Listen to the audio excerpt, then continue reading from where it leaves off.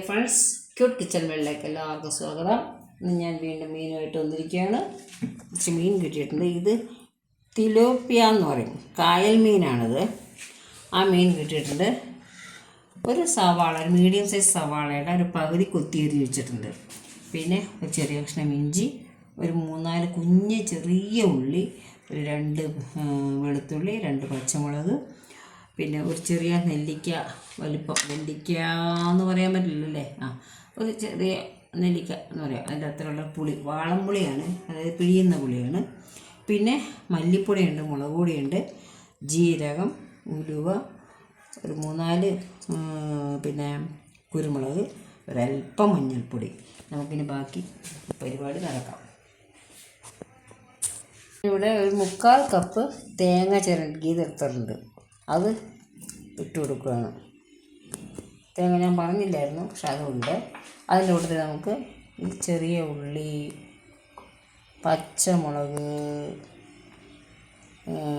വെളുത്തുള്ളി, അതായത് കടുക്, ഉലുവ, ജീരകം, മഞ്ഞൾ എല്ലാം കൂടെ ഒരുമിച്ചിട്ട്.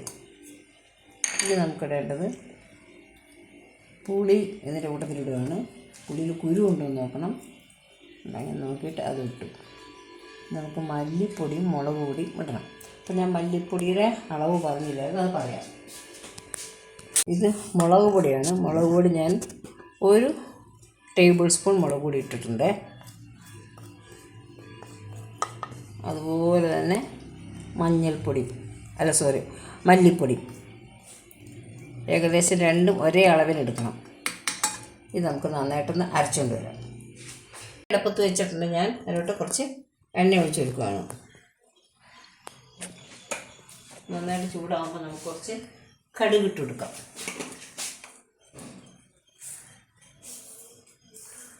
ഒരു പിഞ്ച് കടുക്, ഇത്ര മതി. കടുക് പൊട്ടി ഇതൊക്കെ ഞാൻ സവാള ഇട്ട് കൊടുക്കുകയാണ്.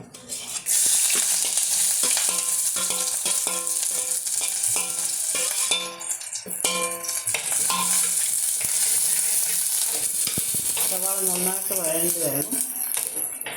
നന്നായിട്ട് വഴണ്ട് വരണം. എന്നിട്ട് ബാക്കി നമുക്ക് ചെയ്യേണ്ടത് ഉപ്പിട്ട് കൊടുക്കാം.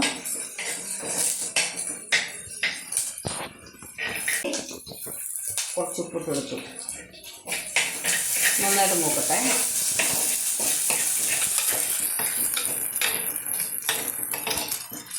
മൂത്തിട്ടുണ്ട്, കണ്ടോ, മൂത്ത് തുടങ്ങി. നമുക്കിതിലോട്ട് അരപ്പിടാം. അരച്ച് വെച്ചിരിക്കുന്ന അരപ്പെടുത്തിടാം. നമ്മളെല്ലാം കൂടെ ഒന്ന് ചേർത്ത് അരപ്പ്. നമ്മളെടുത്ത് വെച്ചതിൽ സവാള ഒഴിച്ച് ബാക്കിയെല്ലാം ഇട്ട് ഇനി നമുക്ക് കുറച്ച് ഇതിലോട്ട് ചൂടുവെള്ളം ഒഴിച്ചു കൊടുത്ത് ഈ അരപ്പ് എടുക്കാം.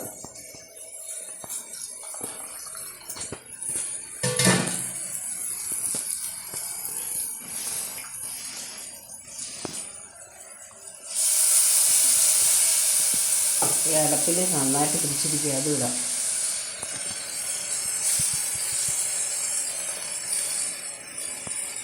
വെള്ളം കുറച്ചും കൂടെ ഒഴിക്കാം, ചൂടുവെള്ളം.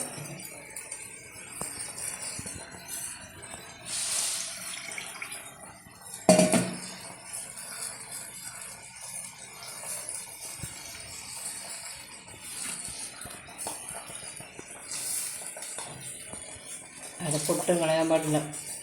തേങ്ങയ്ക്കൊക്കെ എന്തോ വില.